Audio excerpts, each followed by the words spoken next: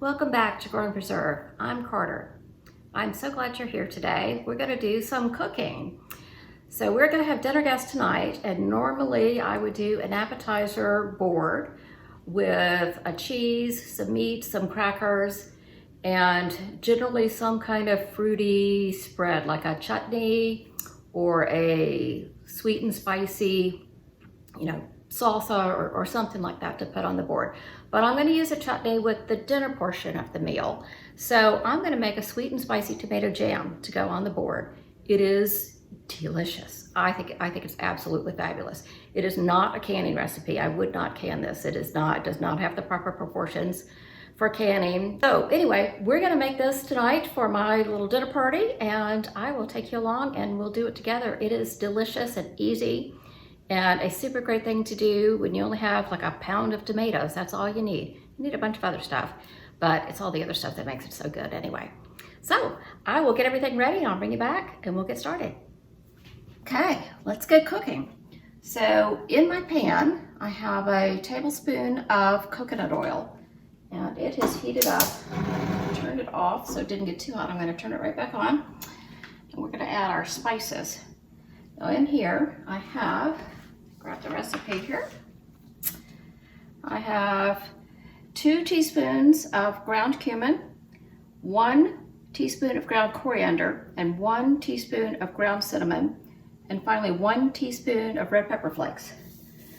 I'll put that in, and stir it around real quickly.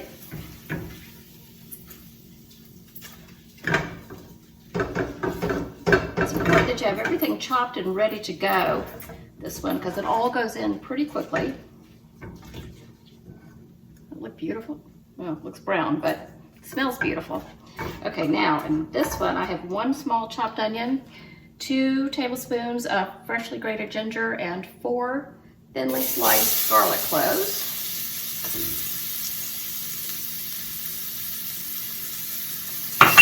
Those all tossed in the seasoned oil.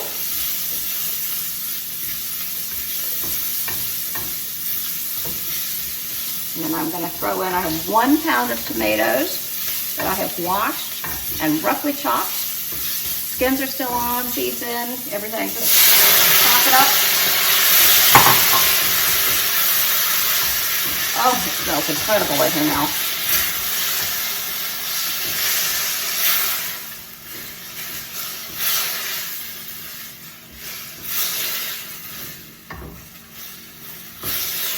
Let this cook down for a minute.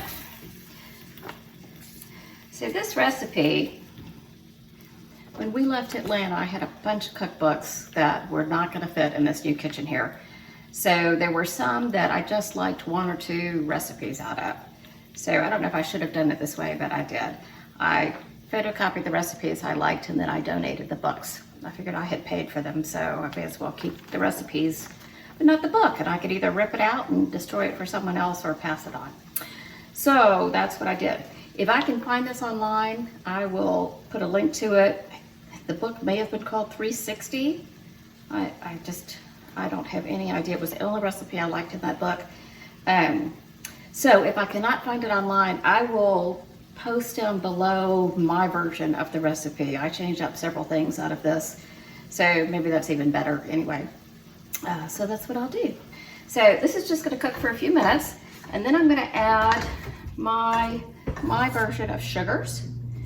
So the first one, I use Allulose. I don't know if you're familiar with Allulose or not. It is,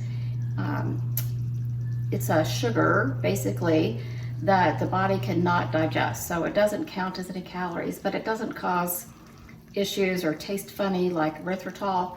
So I love Allulose. And then Allulose is also in this organic RX sugar, organic maple syrup.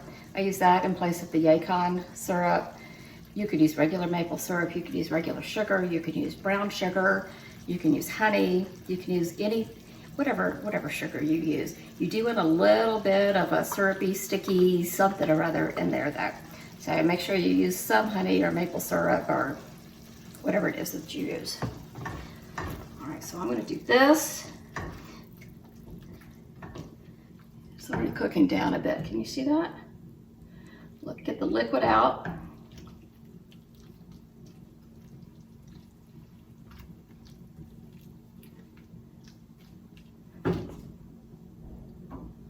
Okay, I'm going to add the allulose and the syrup. A couple tablespoons. Now I'm going to let this cook down for a little bit. The tomatoes will cook down, the onions will get cooked, the spices will all settle in, and some of the liquid will evaporate, and it'll be one of those where I can pull my spoon across the stove or across the pan, and you get to see a little bit of pan. You can see a little bit already, but it'll be a little bit thicker than that. And then we'll throw in half a bunch of chopped cilantro. We'll set it aside to cool for a couple of hours, and then it'll be ready to either jar up and stick in the refrigerator or put it in a dish for my board that I'm gonna do. So I'll bring you back when we're ready. Well, it's been cooking about 5 minutes, but I wanted to show you how it's looking. I think you can see from there. See how it's starting to thicken up, and you can see the pan when I pull it across. So it's not quite as thick as I'd like it.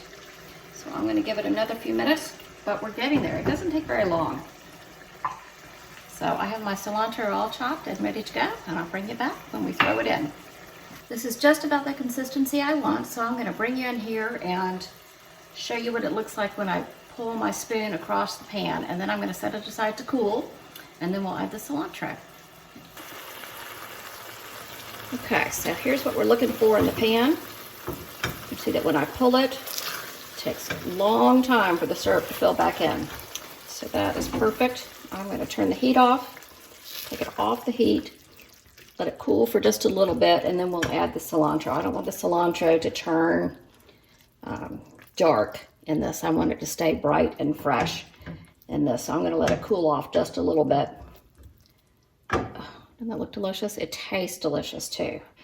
I did end up adding a little more of the syrup because that allulose is not as sweet as most sweeteners.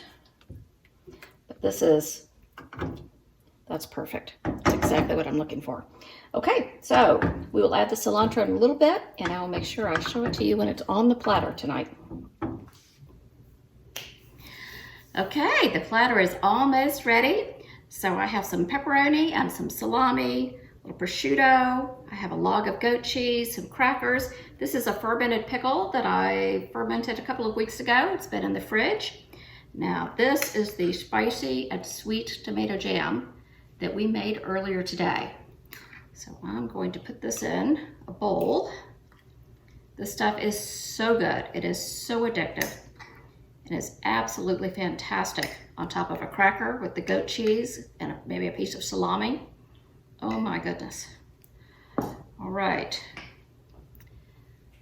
This is how that looks. Isn't it beautiful? I hope you can tell how beautiful it is, because it really is. Now let's put together a cracker, shall we? A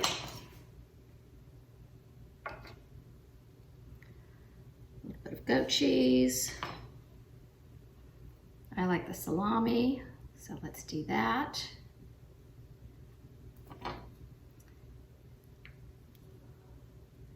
And some of the sweet and spicy tomato jam on top. Okay, fantastic. I'm gonna eat this. I'm gonna go get my cocktail, and I'm gonna wait for my friends. So thank you so much for being with me. I hope you enjoyed the video. I hope you'll like it. I hope you'll subscribe, and I'll see you tomorrow. Bye-bye.